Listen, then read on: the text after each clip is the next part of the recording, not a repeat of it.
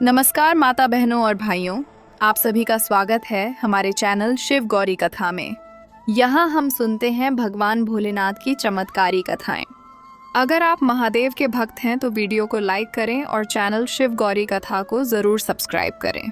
दोस्तों, आज की यह शिव चर्चा की कथा सुनकर आपकी आंखों में आंसू आ जाएंगे और दिल में भोलेनाथ का नाम गूंजने लगेगा, क्योंकि भगवान शिव की भक्ति में असंभव भी संभव हो जाता है। जी हाँ, वह बांझपन को माँ बनने का वरदान दे देते हैं, दुख को सुख में बदल देते हैं। बस दिल से पुकारो, हर हर महादेव। अब सुनिए गांव की महिलाओं की आवाज में यह भावनात्मक शिव चर्चा की कथा। हम सब गांव की महिलाएं पीपल के पेड़ के नीचे बैठी हैं। हवा में फूलों की महक, पीपल की पत्तियां सरसराती हुई और हमारे दिलों में भोलेनाथ का नाम। मैं हूँ शांतिबाई, गांव की सबसे बड़ी दादी। मेरे पास बैठी है राधा, लक्ष्मी, मीना और सावित्री। सबकी आंखें नम हैं। हम रोज शाम को यहाँ आकर शिव चर्चा करते हैं। आज मैं आपको अपनी ही गांव की सच्ची कहानी सुनाने जा रही हूँ। ये कहानी है मेरी सास माँ अम्मा की। अम्मा की भक्ति ने दिखा दिया कि सच्ची शिव चर्चा कभी व्यर्थ नहीं जाती। गांव का नाम था शिवपुर, छोटा सा, हरा भरा, जहाँ नदी किनारे खेत लहलहाते थे और मंदिर की घंटियां रोज सुबह शाम बजती थीं। अम्मा का नाम था पार्वती बाई, उम्र 60 के पार, लेकिन चेहरा इतना तेजस्वी कि देखते ही लगता ये कोई साधारण औरत नहीं, शिव की साक्षात भक्त है। उनके बेटे रामलाल की शादी को 12 साल हो चुके थे। बहू का नाम था सुशीला। सुशीला बहुत अच्छी थी। सुबह उठकर घर संभालती, खाना बनाती, बूढ़ी अम्मा की सेवा करती।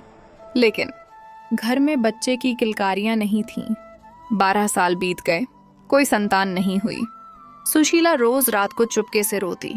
अम्मा उसे छुप छुप कर देखती और दिल टूट जाता।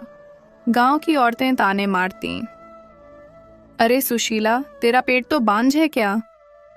रामलाल की किस्मत खराब है, बाप बनने को तरस रहा है। कहीं कोई पूजा पाठ करवाओ वरना घर बर्बाद हो जाएगा। सुशीला चुप रहती, लेकिन उसकी आंखें सूज जाती। रामलाल भी दुखी रहता। खेत में काम करते करते बीच बीच में सांस छोड़ता और कहता, माँ अब क्या करें? पर अम्मा कभी नहीं टूटी। वे शिव की भक्त थीं। उनके घर में छोटा सा शिवलिंग था जो उनके ससुर ने बनवाया था। हर सोमवार को अम्मा सुबह 4 बजे उठती, नदी से जल लाती, दूध बेलपत्र चढ़ाती और घंटों AUM नमः शिवाय झपती। उनके मुंह से कभी शिकायत नहीं निकलती। वे कहती, भोलेनाथ सब देख रहे हैं, जब समय आएगा सब ठीक हो जाएगा। एक दिन जब सुशीला फिर से रो रही थी और गांव वाले ताने मार रहे थे, तब गांव में एक साधु बाबा आए। लंबी दाढ़ी, जटाएं, शरीर पर राख, हाथ में त्रिशूल। नाम था शिवानंद स्वामी। वे गांव के मंदिर में रुके। अम्मा ने उन्हें भोजन कराया। साधु बाबा ने अम्मा की आंखों में देखा और बोले, माँ, तुम्हारे घर में दुख है, मैं जानता हूँ, लेकिन तुम शिव की सच्ची भक्त हो। अब बस एक काम करो, गांव की सभी महिलाओं को बुलाओ, पीपल के पेड़ के नीचे बैठकर शिव चर्चा करो, सच्चे मन से भोलेनाथ की कथा सुनाओ, उनकी लीला गाओ, देखना चमत्कार हो जाएगा। अरे अम्मा ने सिर झुकाया। बाबा, मैं अकेली कैसे करूँगी? साधु मुस्कुराए, माँ, शिव की भक्ति में अकेला कोई नहीं होता। तुम शुरू करो, बाकी सब अपने आप जुड़ जाएंगे। अगले दिन अम्मा ने गांव की सभी महिलाओं को बुलाया। बहनों, आज शाम को पीपल के नीचे आओ, हम शिव चर्चा करेंगी। भोलेनाथ हमारे दुख हर लेंगे। पहले तो कुछ हिचकिचाई, लेकिन अम्मा की बात में इतना विश्वास था कि सब आ गईं। मैं शांतिबाई भी थी, राधा भी, लक्ष्मी भी, कुल मिलाकर 25-30 महिलाएं। पीपल के नीचे चटाई बिछाई, दिया जलाया, अगरबत्ती लगाई। अम्मा ने शिवलिंग रखा और बोली, बहनों, आज से हम हर शाम यहाँ शिव की चर्चा करेंगी। जो मन में दुख हो वो कहो, भोलेनाथ सुन रहे हैं। पहला दिन था। अम्मा ने शुरू किया। उनकी आवाज में कितना प्यार था, कितना विश्वास। बहनों सुनो, भगवान शिव कैसे संसार के रक्षक हैं। एक बार समुद्र मंथन हुआ था। देवता और असुर मिलकर अमृत निकाल रहे थे, लेकिन सबसे पहले हलाहल विष निकला जो पूरे ब्रह्मांड को निगलने वाला था। कोई कुछ नहीं कर सका। तब भोलेनाथ आए। उन्होंने विष को अपने कंठ में धारण कर लिया।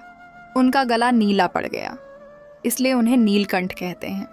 बहनों देखो, उन्होंने अपना गला जला लिया लेकिन संसार बचाया। क्या हम अपने छोटे छोटे दुख नहीं सह सकते? बोलिए हर हर महादेव। सबने एक साथ कहा, हर हर महादेव। अम्मा आगे बोली, और सुनो, शिवजी ने ही गंगा को धारण किया। जब गंगा स्वर्ग से उतरी तो उनकी धार इतनी तेज थी कि पृथ्वी टूट जाती।